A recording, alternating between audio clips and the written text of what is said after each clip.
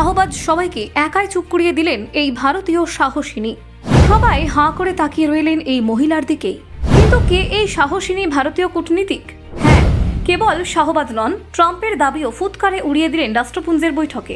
রাষ্ট্রপুঞ্জের শাহবাজকে ধসিয়ে দিলেন এই সাহসিনী। ভারতীয় কূটনীতিকের জবাবে স্তম্ভিত পাকিস্তান। কাশ্মীর ইস্যুতে ফের মুখ পড়ল ইসলামাবাদের।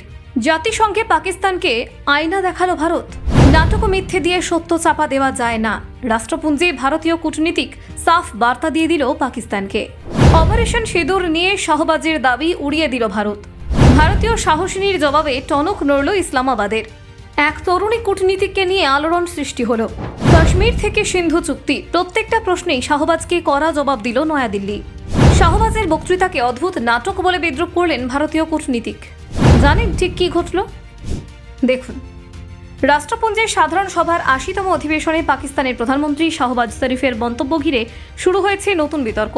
পাকিস্তান প্রধানমন্ত্রীর বক্তব্যে ভারতকে কাঠগড়ায় তোলার চেষ্টা হলেও নয়াদিল্লির তরফে জবাব এসেছিল তীক্ষ্ণ স্পষ্ট ভাষায়। ভারতের প্রতিনিধি পেটাল গাহলোত শাহবাজের দাবিকে কার্যত ভেঙে চুরে দেন তার বক্তব্যে। এই কূটনৈতিক সংঘাত রাতারাতি আন্তর্জাতিক সংবাদ মাধ্যমে শিরোনাম হয়ে ওঠে। শাহবাজ শরীফ তার বক্তব্যে দাবি করেছিলেন সামরিক সংঘর্ষে পাকিস্তানি জয়ী হয়েছিল। বিশেষ করে অপারেশন সিঁদুরের প্রসঙ্গ তুলে তিনি ভারতের ওপর আক্রমণ শানান। সেই সঙ্গে কাশ্মীর ইস্যু নিয়ে বারবার ভারতকে দোষারোপ করেন। কিন্তু ভারতের তরফে জবাব এসেছিল তথ্যভিত্তিক এবং কঠিন সুরে। পেটাল গাহলোত রাষ্ট্রপুঞ্জের সভায় দাঁড়িয়ে জানান, ওই সংঘর্ষে ভারতের বিমান বাহিনী পাকিস্তানের একাধিক বিমান ঘাঁটি ধ্বংস করে দেয়। রানওয়ে পর্যন্ত ধ্বংস হয়েছিল। আন্তর্জাতিক সংবাদ মাধ্যমে সেই সময় ছবি ও প্রতিবেদনই তার সাক্ষ্য বহন করছে।